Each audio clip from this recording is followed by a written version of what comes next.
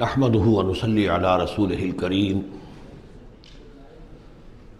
اما بعد فقد قال الله تبارك وتعالى كما ورد في سورة الأحقاف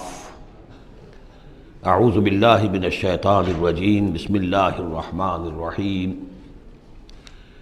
وإذا حشر الناس كانوا لهم أعداء وكانوا بعبادتهم كافرين صدق اللہ العظیم۔ ذکر ہو رہا تھا اس سورہ مبارکہ کی پچھلی آیات میں کہ ان سے بڑھ کر زیادہ گمراہ کون ہوگا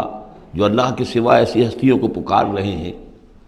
جو نہ ان کی دعا سنتے ہیں نہ دعاؤں کو قبول کر سکتے ہیں قیامت تک، بلکہ وہ ان کی دعاؤں سے غافل ہیں، انہیں معلوم ہی نہیں ہے۔ وَإِذَا حُشِرَ النَّاسُ جب لوگوں کو جمع کیا جائے گا كَانُوا لَهُمْ أَعْدَاءً وہ ان کے دشمن بن جائیں گے کہ تم نے ہمیں شرمسار کیا، ہماری شرمندگی کا تم سبب بن گئے، تم نے ہمیں اللہ کا مد مقابل بنا دیا۔ جیسے کہ حضور صلی اللہ علیہ وسلم نے ایک صحابی کو ٹوک دیا، وہ اپنے کسی گفتگو کے انداز میں، اور ظاہر بات ہے کہ ان کی نیت تو وہ نہیں تھی کہ حضور کو اللہ کے برابر کر دیں، لیکن الفاظ ایسے ان کی زبان سے نکلے ما شاء اللہ و ما شئت، جو اللہ چاہے اور آپ چاہیں، اسی پر ٹوک دیا حضور نے، اجعلتنی للہ ندًا، کیا تم نے مجھے اللہ کا مد مقابل بنا دیا ہے؟ مشیت صرف اللہ کی ہے۔ تو یہ اولیاء اللہ، یہ فرشتے، یہ پیغمبر، اگر انہیں آپ نے اللہ کے برابر بنا دیا، ان کو پکار رہے ہیں، ان سے دعائیں کر رہے ہیں، تو یہ تو گویا کہ ان کے لیے شرمندگی کی بات ہوگی اللہ کے سامنے، تو وہ دشمن بنیں گے۔ وَإِذَا حُشِرَ النَّاسُ كَانُوا لَهُمْ أَعْدَاءً وَكَانُوا بِعِبَادَتِهِمْ كَافِرِينَ، اور وہ تو ان کی عبادت کا انکار کریں گے۔ وَإِذَا تُتْلَىٰ عَلَيْهِمْ آيَاتُنَا بَيِّنَاتٍ اور جب انہیں سنائی جاتی ہیں پڑھ کر ہماری آیات بینات، قَالَ الَّذِينَ كَفَرُوا لِلْحَقِّ لَمَّا جَاءَهُمْ، تو یہ کافر کہتے ہیں اس حق کے بارے میں جو ان کے پاس آیا ہے، هَذَا سِحْرٌ مُبِينٌ، یہ تو کھلا جادو ہے۔ ام یقولون افطراہ، سے گھڑ لیا ہے، یعنی محمد صلی اللہ علیہ وسلم نے یہ قرآن خود تصنیف کیا ہے۔ قُلْ إِنِ افْتَرَيْتُهُ فَلَا تَمْلِكُونَ لِي مِنَ اللَّهِ شَيْئًا، اے نبی ان سے کہہ دیجئے کہ اگر میں نے یہ گھڑ کر اللہ کی طرف منسوب کیا ہوتا تو تم مجھے اللہ کے پکڑ سے کچھ بھی نہیں بچا سکتے۔ یہ مضمون آئے گا آخری پارے میں، لو تقول علینا بعض الاقاویل، بلکہ 29ویں پارے میں، لأخذناہ بالیمین ثم لقطعنا منہ الوتین، کہ اگر بالفرض خدا نہ خواستہ اگر محمد صلی اللہ علیہ وسلم کوئی چیز گھڑ کر ہماری طرف منسوب کر دیں تو ہم ان کا داہنا ہاتھ پکڑیں گے اور پھر ان کی رگے جان کو کاٹ دیں گے۔ ظاہر بات ہے کہ یہ صرف اس میں جو غصہ ہے وہ ان لوگوں پر ہے جو کہہ رہے تھے۔ ہوا عالم بما تفیضون فیہ، اللہ تعالیٰ خوب جانتا ہے جن چیزوں میں تم لگے ہوئے، جو کچھ تم کہہ رہے ہو، جو تمہارا ظاہری قول ہے اس کو بھی جانتا ہے، اور جو تمہارے دل میں چھپا ہوا اسے بھی جانتا ہے۔ کفا بہ شہیدا بینی و بینکم، اور وہ کافی ہے بطور گواہ میرے اور تمہارے مابین، وہ جانتا ہے کہ میں اس کا رسول ہوں، اس نے میرے پاس وحی بھیجی ہے۔ وہو الغفور الرحیم، اور وہ بخشنے والا ہے، رحم فرمانے والا۔ قل ما کنت بدعا من الرسل، اے نبی ان سے یہ بھی کہیے کہ میں کوئی نیا نویلا رسول تو نہیں ہوں، کوئی پہلا رسول ہی تو نہیں ہوں میں کہ مجھ سے پہلے کوئی رسول آئے نہ ہوں۔ بہت سے رسول آئے ہیں، ہاں میں آخری رسول ضرور ہوں، لیکن میں کوئی نیا سا رسول تو نہیں ہوں کہ کوئی ایک نئی بات ہو بالکل۔ بدعا، اسی سے وہ بدعت کا لفظ بنا ہے ہمارے ہاں، جو چیز دین میں نہیں ہے اور لا کر اس کو آغاز کر دیا جائے تو در حقیقت وہ بدعت ہے۔ تو ما کنت بدعا من الرسول، جیسے کہ ہم سورہ آل عمران میں پڑھ آئے ہیں، وما محمد الا رسول قد خلت من قبلہ الرسل۔ اسی طریقہ سے عیسیٰ ابن مریم کے بارے میں آیا ہے علیہ الصلوۃ والسلام کہ عیسیٰ ابن مریم کیا ہے؟ رسول، اور ان سے پہلے بہت سے رسول گزرے ہیں۔ قل ما کنت بدعا من الرسل وما ادری ما یفعل بی ولا بکم، اور مجھے کچھ معلوم نہیں ہے کہ کیا کیا جائے گا میرے ساتھ اور کیا کیا جائے گا تمہارے ساتھ۔ یعنی اس سے مراد یہ نہ سمجھیے کہ حضور کو یہ معلوم نہیں تھا کہ آخرت میں میرے ساتھ کیا کیا جائے گا، وَلَلْآخِرَةُ خَيْرٌ وَأَبْقَىٰ، حضور کے لیے تو یقیناً آخرت جو بہت بہتر ہے، لیکن یہ کہ ابھی کیا ہونے والا ہے، کل کیا ہونے والا ہے۔ ظاہر بات ہے کہ طائف آپ گئے تھے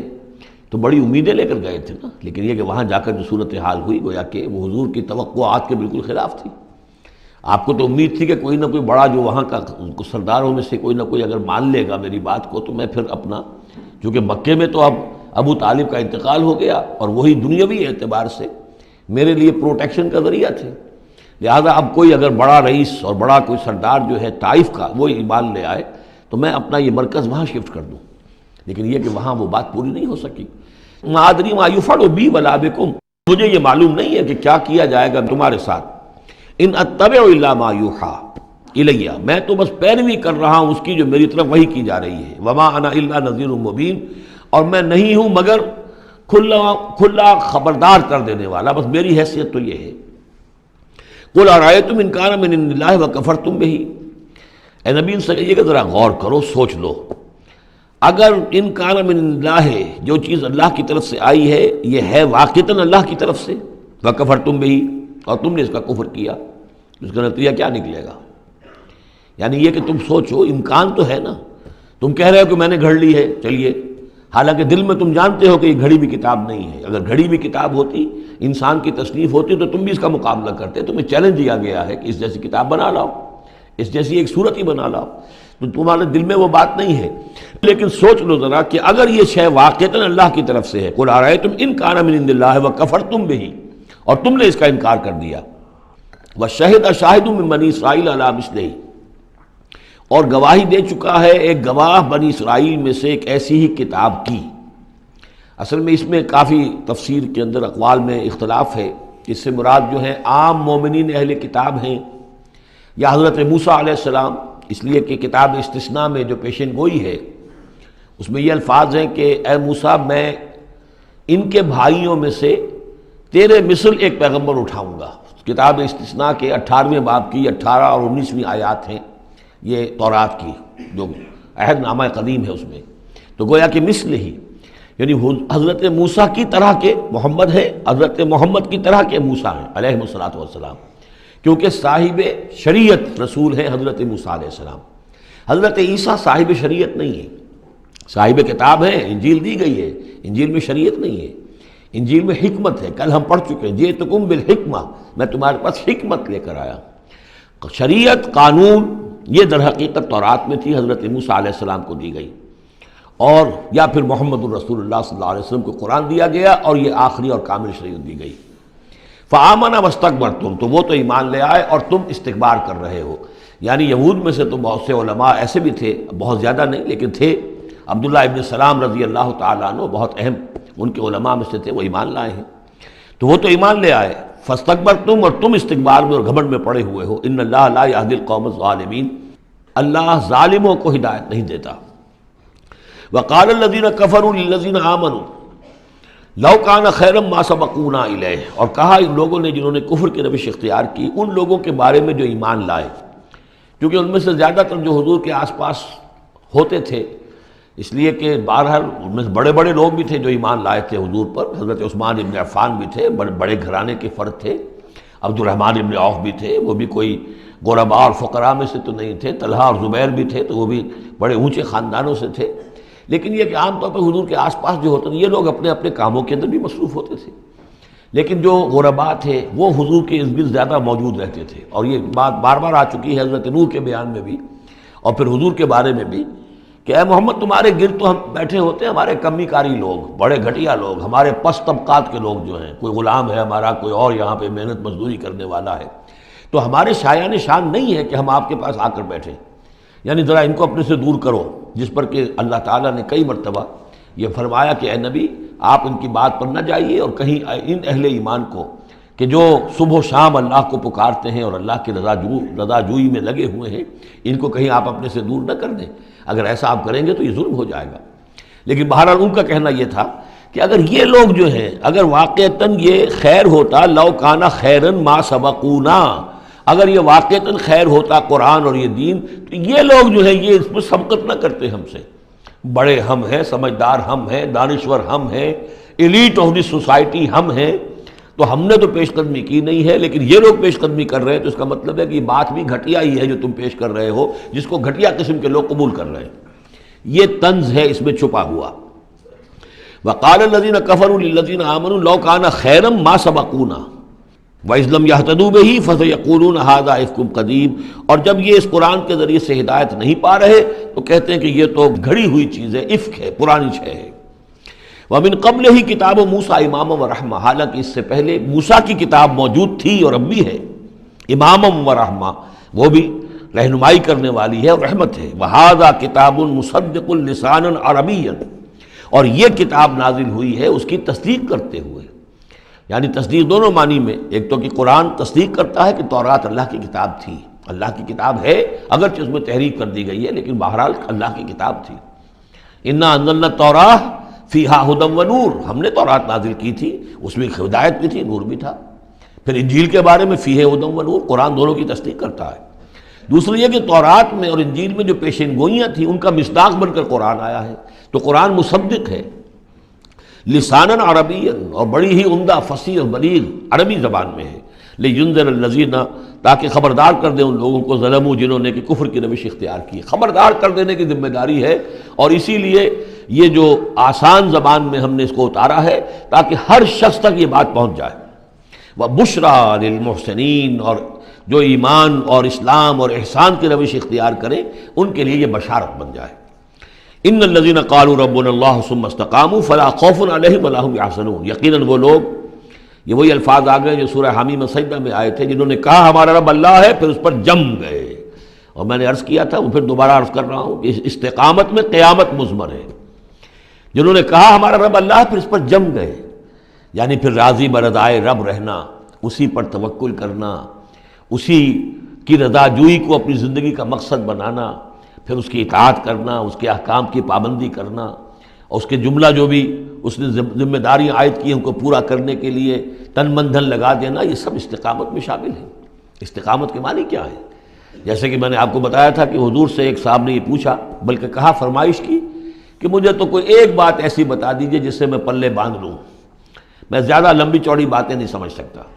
حضور نے فرمایا، قل آمنت باللہ ثم استقم، کہو کہ میں ایمان لایا اللہ پر پھر جم جاؤ، ٹھک جائے تمہارا دل اس کے اوپر کہ واقعتاً پالن ہار وہی ہے، پروردگار وہی ہے، حاجت روا وہی ہے، مشکل کشا وہی ہے، اور وہ ہماری دعاؤں کا سننے والا وہی ہے۔ پھر یہ کہ اسی کے لیے انسان ہمتاً اپنے آپ کو وقف کر دے، ان صلاتی و نسکی و محیایا و مماتی للہ رب العالمین۔ ان الذین قالوا ربنا اللہ ثم استقاموا فلا خوف علیہم ولا هم یحزنون، یہ استقامت والے جو ہیں یہ تو اولیاء اللہ ہو گئے نا۔ پھر جیسے کہ ہم نے سورہ یونس میں پڑھا تھا، الا ان اولیاء اللہ لا خوف علیہم ولا هم یحزنون الذین آمنوا وکانوا یتقون، جو ایمان لائے اور اس پر مستقیم ہو گئے، قائم ہو گئے، جازم ہو گئے، تو اصل میں وہی تو اللہ کے ولی ہیں، وہی اللہ کے دوست ہیں، ان کے لیے نہ کوئی خوف ہے نہ وہ کسی حزن سے دوچار ہوں گے۔ اولئک اصحاب الجنت خالدین فیہا، وہ جنت والے لوگ ہیں، اس میں رہیں گے ہمیشہ ہمیش، جزاء بما کانوا یعملون، اور یہ جزا ہوگا ان کے اعمال کا۔ یہ بات کئی دفعہ میں نے واضح کی ہے کہ بندے کو یہ سمجھنا چاہیے، اور یہی بندے کہیں گے جنت میں داخل ہونے کے بعد بھی کہیں گے اللہ کے نیک بندے، کہ ہماری یہ طاقت نہیں تھی، صلاحیت نہیں تھی کہ ہم اپنے بل پر اور اپنے اعمال کے بل پر یہاں جنت میں داخل ہو سکتے، یہ اللہ کا فضل ہے۔ الحمدللہ الذی ہدانا لہذا وما کنا لنہتدی لولا ان ہدانا اللہ، کل شکر اس اللہ کا جس نے ہمیں یہاں داخل کیا اور ہمیں پہنچا دیا یہاں تک ہماری رہنمائی فرما دی، اور ہم ہرگز ہدایت نہ پا سکتے اگر اللہ ہی ہمیں ہدایت نہ دیتا۔ لیکن اللہ تعالیٰ بار بار کہتا ہے کہ ٹھیک ہے، لیکن یہ کہ تمہارے اعمال تھے، تم نے بھی محنت کی تھی، تم نے فیصلہ کیا تھا، اما شاکرم و اما کفورا، جو ہم نے تمہیں اختیار دے دیا تھا، تم نے ہمارے شکر گزار بندے بن کر زندگی گزارنے کا فیصلہ کیا، ہم نے قدر افزائی فرمائی، ہم نے تمہیں توفیق دی، ہم نے تمہارے راستے کی رکاوٹوں کو جو ہے آسان کر دیا، لیکن یہ کہ بہرحال تمہارا عمل اس میں شامل ہے۔ جزاء بما کانوا یعملون، یہ در حقیقت بدلہ ہوگا ان کے اعمال کا۔ ووصینا الانسان بوالدیہ، تاکید کی انسان کو اس کے والدین کے بارے میں احسانہ، کہ اس کے ساتھ احسان کی روش، نیک سلوک، خدمت۔ اور اس میں بھی خاص طور پر والدہ کا معاملہ جو ہے یہ سورہ بنی اسرائیل میں بھی ہے اور یہاں بھی ہے، وہاں بھی آیا تھا ووصینا الانسان بوالدیہ حملتہ امہ وہنا علی وہن وفصالہ فی عامین۔ تو والدین میں جو ہے والدہ کا حق فائق ہے والد کے حق پر، ویسے دونوں کے ساتھ حسن سلوک ہو، دونوں کا ادب ہو۔ وَإِمَّا يَبْلُغَنَّ عِندَكَ الْكِبَرَ أَحَدُهُمَا أَوْ كِلَاهُمَا فَلَا تَقُل لَّهُمَا أُفٍّ وَلَا تَنْهَرْهُمَا وَقُل لَّهُمَا قَوْلًا كَرِيمًا، یہ ہم پڑھ چکے ہیں۔ لیکن یہاں بھی اور وہاں بھی خاص طور پر والدہ کا، اس لیے کہ مشقت جو ہے پیدائش میں ساری کی ساری مشقت جو ہے ماں کی ہے، باپ کا کیا حصہ ہے؟ وہ تو ایک کوئی اس کی لذت کا لمحہ ہوتا ہے، وہ اس کے اندر اس نے وہ بوند ٹپکائی اور فارغ۔ اب وہ ساری مصیبت کون جھیل رہی ہے؟ وہ عورت جھیل رہی ہے، ماں جھیل رہی ہے۔ سارا پریگننسی کا دور جو ہے، اس میں ابتدائی دور جو ہے، اس میں اسے جی بتلا رہا ہے، الٹیاں آ رہی ہیں، چیزوں سے نفرت ہو رہی ہے، پھر جب بوجھل ہو گئی ہے، جسم بوجھل ہو گیا ہے، بوجھ اٹھائے ہوئے ہے، پھر وضع حمل کی مشقتیں ہیں، وہ درد ذیل ہے، پھر اس کو دودھ پلانا ہے 2 سال تک، اس کے جو اس کو دند ہے اس کو صاف کرنا ہے، پوتڑے دھونے ہیں، یہ سارے کام کون کر رہا ہے؟ ماں کر رہی ہے۔ باپ کا تو اس میں حصہ ڈائریکٹ نہیں، انڈائریکٹ ہے کہ بہرحال وہ کمائی کرتا ہے، پرووائڈ کرتا ہے، یہ بات دوسری ہے، لیکن جو مشقت ماں کی ہے، اسی لیے حدیث میں آتا ہے کہ ایک صحابی نے حضور سے سوال کیا کہ میرے حسن سلوک کا سب سے اولین مستحق کون ہے؟ آپ نے فرمایا تمہاری والدہ۔ انہوں نے پوچھا پھر ان کے بعد کون؟ فرمایا پھر تمہاری والدہ۔ تیسری مرتبہ پھر کون؟ حضور پھر والدہ تمہاری۔ چوتھی مرتبہ جب اس نے پوچھا ان کے بعد کون، تو آپ نے فرمایا تمہارے والد۔ یعنی والدہ کا حق جو ہے وہ والد کے حق پر، یہ ہے اخلاقی حق۔ قانونی حق والد کا زیادہ ہے، اگر سیپریشن ہو جائے گی تو اولاد والد کی ہے، قانونی حق اس کا زیادہ ہے، لیکن اخلاقی حق، خدمت کا حق، اور جنت جس کے پاؤں تلے ہے وہ باپ نہیں ماں ہے۔ جنت جو ہے وہ تو اس کے قدم تلے تحت اقدام الامہات، اس حوالے سے اخلاقی مقام جو ہے وہ عورت کا زیادہ ہے، ماں کا زیادہ ہے۔ فرمایا حملتہ امہ کرہا ووضعتہ کرہا، اس کی ماں نے اسے اٹھائے رکھا اپنے پیٹ میں تکلیف جھیل کر، اور پھر اس کو وضع حمل ہوا، اس کو جنا تکلیف کے ساتھ، وحملہ وفصالہ 30 شہرا، اور اس کا یہ حمل اور پھر دودھ پلانا یہ لگ بھگ جو ہے 30 مہینے ہوتے ہیں۔ حتیٰ اذا بلغ اشدہ، یہاں تک کہ جب وہ اپنی پوری قوت کو پہنچتا ہے، بلوغت کو پہنچتا ہے، اور یہاں سے بلوغت سے مراد جو ہے وہ نفسیاتی بلوغت ہے، ذہنی اور نفسیاتی بلوغت۔ ایک جسمانی بلوغت ہوتی ہے، وہ تو 16 17 18 اس سال کے اندر آدمی جو ہے وہ پورا بالغ ہوتا ہے، لیکن جسمانی بلوغت نہیں، یہاں جو ہے 40 برس کا ذکر آ رہا ہے۔ حتیٰ اذا بلغ اشدہ وبلغ 40 سنۃ، جب وہ 40 برس کا ہو جاتا ہے۔ سائیکولوجیکل میچورٹی جو ہے انسان کی وہ 40 برس کی ہے، یہی وجہ ہے کہ 40 برس ہی کی عمر میں جو بھی نبوت جو ہے وہ ملتی تھی، حضور کو بھی 40 برس کی۔ فلما بلغ 40 سنۃ حبب الیہ الخلاء فکان یخلو بغار حراء، ایک حدیث ہے بڑی پیاری جس کی راویہ ہیں ام المومنین حضرت عائشہ صدیقہ رضی اللہ تعالیٰ عنہ، جس میں فرمایا انہوں نے کہ حضور نے مجھے بتایا کہ جب میری عمر 40 برس کے قریب ہوئی تو مجھے خلوت گزینی محبوب ہو گئی، تنہائی میں بیٹھ کر، اور پھر آپ جا کر کئی دن کئی راتیں جو ہے غار حرا میں آپ تنہا رہتے تھے، خلوت گزینی، پھر وہیں پر وہی کا آغاز ہوا ہے۔ تو 40 برس کی عمر، اگرچہ استثناءات ہیں، حضرت یحییٰ کے بارے میں ہم پڑھ چکے ہیں سورہ مریم میں، آتیناہ الحکم صبیہ، بچپن ہی میں اللہ نے انہیں حکمت عطا فرما دی، اور ان کو جو بھی وہ میچورٹی ہے اللہ نے بہت ابتدائی عمر میں عطا فرما دی۔ حضرت عیسیٰ کا معاملہ بھی ایسا ہی ہے، لیکن عام قاعدہ و قانون وہی ہے 40 برس کا۔ حتیٰ اذا بلغ اشدہ وبلغ 40 سنۃ قال رب اوزعنی ان اشکر نعمتک التی انعمت علی وعلی والدی،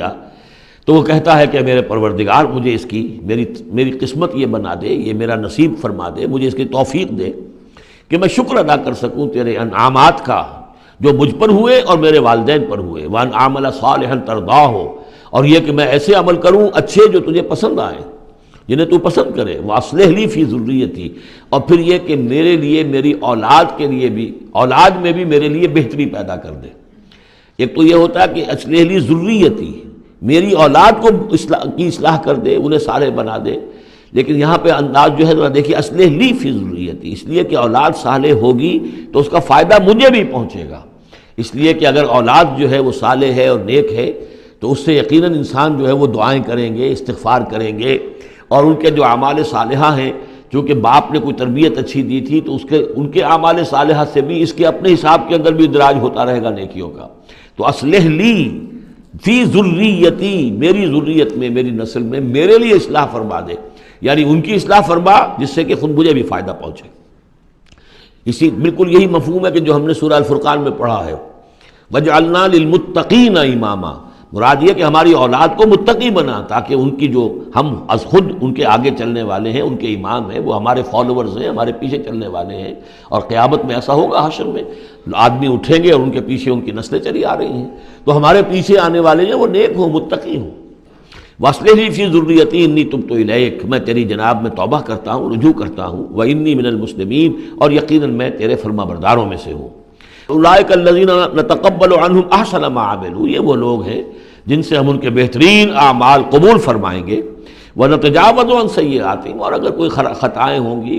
کوئی چیز ان کے اندر کمزوری کا پہلو بھی ہوگا، ہم اس سے درگزر فرمائیں گے۔ فی اصحاب الجنہ، اور پھر یہ اصحاب الجنہ میں ہوں گے، جنت والوں میں شامل ہو جائیں گے۔ وعد الصدق الذی کانوا یوعدون، یہ سچا وعدہ ہے جس کا کہ ان سے وعدہ کیا جاتا تھا۔ اب اس کے برعکس سے کردار ہے یہ تو یہ کہ ایک صالح بیٹا ہے، اور وہ جب اپنی پوری میچورٹی کو پہنچا ہے اور بلوغ کو پہنچا ہے نفسیاتی اور ذہنی اعتبار سے، تو اس کا طرز عمل تو یہ ہے جو آ گیا، رب اوزعنی ان اشکر نعمتک التی انعمت علی وعلی والدی وان اعمل صالحا ترضاہ واصلح لی فی ذریتی۔ ایک دوسرا برعکس کردار ہے، والذی قال لوالدیہ اف لکما اتعداننی ان اخرج وقد خلت القرون من قبلی، اور وہ شخص جو اپنے والدین سے کہتا ہے، والدین مسلمان ہیں لیکن بیٹا آوارہ ہو گیا ہے یا ذہنی طور پر جو ہے وہ گمراہ ہو گیا ہے، وہ نہ آخرت کو مان رہا ہے نہ اللہ کو مان رہا ہے، کسی اور رخ پہ جا رہا ہے، تو وہ اپنے والدین سے کہتا ہے اف لکما، میں بڑا بیزار ہوں آپ سے، یہ کیا آپ لوگوں نے ڈھکوسلے تراش رکھے ہیں، یہ کیا آخرت واخرت کی آپ مجھے دھمکی دیتے رہتے ہیں، اتعداننی، کیا آپ مجھے اس بات سے ڈراتے ہیں، وعدہ دیتے ہیں، دھمکاتے ہیں، ان اخرجا، کہ مجھے نکالا جائے گا، دوبارہ زندہ کیا جائے گا، وقد خلت القرون من قبلی، مجھ سے پہلے نہ معلوم کتنی نسلیں بیت چکی ہیں، ہزارہا لوگ نسل بعد نسل ختم ہو چکے ہیں،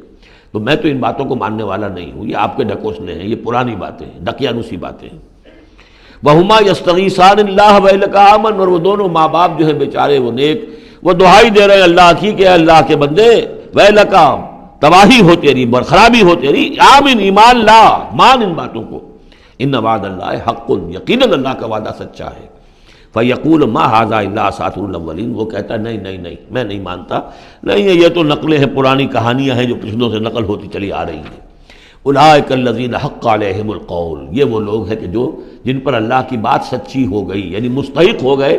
اللہ کے کلمہ عذاب کے، فی امم قد خلت من قبلہم، اور انہی قوموں کے اندر وہ بھی پھر شامل کر دیے جائیں گے جو ان سے پہلے گزر چکی ہیں، من الجن والانس، جنات میں سے بھی اور انسانوں میں سے بھی، انہم کانوا خاسرین، یقیناً وہی لوگ ہیں خسارے والے، برباد ہونے والے۔ وَلِكُلٍّ دَرَجَاتٌ مِّمَّا عَمِلُوا، اور سب کے لیے درجے اور مقامات معین ہوں گے ان کے اعمال کے اعتبار سے۔ وَلِيُوَفِّيَهُمْ، اور تاکہ اللہ تعالیٰ پورا ان کے اعمال، وَلِيُوَفِّيَهُمْ أَعْمَالَهُمْ وَهُمْ لَا يُظْلَمُونَ، پورا ان کو دے دے گا ان کے اعمال کا بدلہ، اور ان پر کوئی ظلم نہیں ہوگا، کوئی حق تلفی نہیں ہوگی۔ وَيَوْمَ يُعْرَضُ الَّذِينَ كَفَرُوا عَلَى النَّارِ، اور جس دن کہ یہ کافر پیش کیے جائیں گے آگ پر، اور اس وقت ان سے کہا جائے گا اذهبتم طیباتکم فی حیاتکم الدنیا واستمتعتم بها، دیکھو بھائی تم نے اپنے جو مزے لینے تھے، لوٹنے تھے، عیش کرنے تھے، وہ تم دنیا کی زندگی میں کر چکے ہو، تم نے وہاں حرام خوریاں کی، حلال اور حرام کی تمیز کو ختم کیا، تم نے وہاں عیش کیے، اذهبتم طیباتکم، اپنی مزے کی چیزیں جو ہے وہ تم لے جا چکے، فی حیاتکم الدنیا، تم اپنی دنیا کی زندگی میں، واستمتعتم بها، اور اس سے تم نے بہت فائدہ اٹھا لیا۔ فَالْيَوْمَ تُجْزَوْنَ عَذَابَ الْهُونِ بِمَا كُنْتُمْ تَسْتَكْبِرُونَ فِي الْأَرْضِ بِغَيْرِ الْحَقِّ، تو آج اب تمہیں بہت ہی اہانت آمیز عذاب دیا جائے گا، ذلت کا عذاب، بسبب اس تکبر کے جو تم کرتے رہے ہوئے زمین میں ناحق، وَبِمَا كُنْتُمْ تَفْسُقُونَ، اور جو تم نے وہاں پر نافرمانیاں کی ہیں اور ہمارے احکام کو توڑا ہے۔ وَاذْكُرْ أَخَا عَاد، اور ذرا تذکرہ کیجئے اخا عاد، قوم عاد کے بھائی کا، یعنی حضرت ہود علیہ السلام، اذ انذر قومہ بالاحقاف، جب کہ انہوں نے اپنی قوم کو خبردار کیا احقاف میں، یہ احقاف کا علاقہ تھا، بالکل جنوبی ساحل جو ہے عرب کا، جزیرہ نما عرب کا، اس کے ساتھ، اور اب وہاں پر بہت ہی سخت قسم کا، وہ بدترین قسم کا صحرا ہے احقاف۔ وقد خلت النذر من بین یدیہ ومن خلفہ، ان سے پہلے بھی، ان کے سامنے بھی، اور بہت سے خبردار کرنے والے آئے تھے۔ یہ میں نے عرض کیا تھا کہ انبیاء متعدد آ کر پھر آخری کوئی رسول آتا تھا کہ جو پھر آخری اتمام حجت کرتا تھا۔ اللہ تعبدوا الا اللہ، انہوں نے یہی دعوت دی تھی کہ مت پوجو کسی کو سوائے اللہ کے، انی اخاف علیکم عذاب یوم عظیم، مجھے اندیشہ ہے تمہارے اوپر، تمہارے بارے میں کہ ایک بڑے دن کا عذاب تم پر آئے گا۔ قالوا اجئتنا لتافکنا عن آلہتنا، انہوں نے کہا کہ کیا تم اس لیے آئے ہو اے ہود کہ تم ہمیں اپنے ان معبودوں سے برگشتہ کر دو؟ فاتنا بما تعدنا ان کنت من الصادقین، تو اگر تم سچے ہو تو جس عذاب کی دھمکی ہمیں دے رہے وہ لے آؤ۔ قال انما العلم عند اللہ، انہوں نے کہا کہ اس کا علم تو اللہ کے پاس ہے، کل علم اللہ کے پاس ہے، وہ عذاب آئے گا، کب آئے گا، کس صورت میں آئے گا، میں نہیں جانتا، وہ اللہ جانتا ہے۔ وَأُبَلِّغُكُم مَّا أُرْسِلْتُ بِهِ، اور میں تو تمہیں پہنچا رہا ہوں وہ جو اس نے مجھے دے کر بھیجا ہے، جو پیغام اس نے دیا میں پہنچا رہا ہوں، میرا کام انذار ہے، ابلاغ ہے، پہنچا دینا ہے، واضح کر دینا ہے۔ وَلَٰكِنِّي أَرَاكُمْ قَوْمًا تَجْهَلُونَ، لیکن میں دیکھ رہا ہوں کہ تم نے بہت جہالت کی روش اختیار کر لی ہے، بجائے اس کے کہ میری بات پر غور کرو، دیکھو، سوچو، دل میں اترے تو اسے قبول کرو. تم نے تو گویا کہ ادھار کھائے بیٹھے ہو اس کی نفی پر اور اس کو نہ ماننے پر، تو تم جہالت پر اتر آئے ہو. فلما رآہ عارضا مستقبل اودیتہم، تو عذاب الہی جب آیا، اس کے آثار جب آئے تو وہ ایک ایسی صورت میں تھے کہ جو ہے کہ بادل آ رہے ہیں. تو جب دیکھا انہوں نے اس کو، یعنی عذاب کو، رآہ ہو یہ وہ عذاب کے لیے ضمیر ہے، عارضاً کہ اس کو ہم نے ایک ابر کی صورت میں بھیجا، مستقبل اودیتہم جو ان کی وادیوں کی طرف چلا آ رہا تھا، سامنے آ رہا تھا. قالوا ھذا عارض ممطرنا، ان کو یہ تو بادل آ گئے، ابر ہے، اب بارش ہوگی، جل تھل ہو جائیں گے، مطر آ رہی ہے. بل ہوا مستعجلتم بہ، نہیں یہ تو وہ شے جس کی تم نے جلدی مچائی تھی کہ لے آؤ عذاب اگر لا سکتے ہو. ریح فیہا عذاب علیم، وہ ایک جھکڑ تھا جس کے بارے میں آئے گا سورۃ الحاقہ میں کہ سخرھا علیہم سبع لیال و ثمانیۃ ایام، 7 رات اور 8 دن مسلسل وہ جھکڑ چلا ہے. ریح فیہا عذاب علیم، وہ جھکڑ ہے جس میں بہت بڑا عذاب ہے. تدمر کل شیء بامر ربھا، وہ ہر شے کو اپنے رب کے حکم سے اٹھا کر پٹکتی تھی. وہ ہوا جو ہے اٹھاتی تھی اور پٹکتی تھی. تدمر، جیسے کسی درخت کی جڑ سے اکھاڑا جائے پھر پھینک دیا جائے. اور وہ چونکہ تھے بھی بڑے طویل القامت لوگ، تو بڑے بڑے ستونوں کی طرح پھر پڑے تھے، کاجاد النخل خاویہ، جیسے کہ وہ کھجوروں کے تنے پڑے ہوئے ہوں زمین کے اوپر. تدبر کل شیء بامر ربھا فاصبحوا لا یری الا مساکنہم، پھر وہ ایسے ہو گئے کہ اب کچھ نظر نہیں آ رہا تھا سوائے ان کے مسکنوں کے. ان کے گھر نظر آ رہے ہیں، ان کی حویلیاں، ان کی بلڈنگیں، لیکن وہاں اس میں بسنے والا اب کوئی نظر نہیں آ رہا. کذالک نجزی القوم المجرمین، اسی طرح ہم بدلہ دیا کرتے ہیں مجرموں کی قوم کو. وَلَقَدْ مَكَّنَّاهُمْ فِي مَا إِن مَّكَّنَّاكُمْ فِيهِ، اب یہاں قریش سے، مکے والوں سے خطاب ہو رہا ہے. ان کو ہم نے جو تمکن عطا کیا تھا زمین میں، جو مال و اسباب دیا تھا، جو طاقت دی تھی، فی ما ان مکناکم فیہ، اس میں اتنا تمکن تمہیں ہم نے نہیں دیا، اتنی طاقت تمہارے پاس نہیں ہے. ان کی تہذیب، جیسا کہ میں عرض کر چکا ہوں، وہ شداد کا جو شہر تھا، اب اس کے جو ہیں باقیات وہ نظر آ چکے ہیں سیٹلائٹس کے ذریعے سے کہ زمین کے نیچے جو ہے بہت گہرے وہ موجود ہیں، جو ان کے اوپر عذاب آیا اور اس کے اوپر، لیکن وہ دبے ہوئے موجود ہیں. اس کے بڑے بڑے جو ہے ستون جو بنائے تھے انہوں نے، غالباً 30 بڑے بڑے ان کی فصیل کے ساتھ جو ہے پلرز ہیں جن کو گن لیا گیا ہے، اب وہ موجود ہیں. یہ ساری نشانیاں اب ایک ایک کر کے ظاہر ہوں گی. وَلَقَدْ مَكَّنَّاهُمْ فِي مَا إِن مَّكَّنَّاكُمْ فِيهِ، ہم نے وہ چیزیں انہیں دی تھی کہ جو اے قریش تمہیں نہیں دی، ہم نے ان کو، تمہیں وہ تمکن نہیں دیا. وَجَعَلْنَا لَهُمْ سَمْعًا وَأَبْصَارًا وَأَفْئِدَةً، ہم نے ان کے لیے بھی، ہم نے انہیں سماعت کان بھی دیے تھے، وَأَبْصَارًا آنکھیں بھی دی تھیں، افئدہ بھی دیے تھے، دل اور عقل بھی دی تھی. فما اغنی عنہم سمعہم ولا ابصارہم ولا افئدتہم من شیء، تو کچھ کام نہیں آئے ان کے، نہ تو ان کی سماعت، ان کی بصارت، نہ ان کے دل یا عقلیں،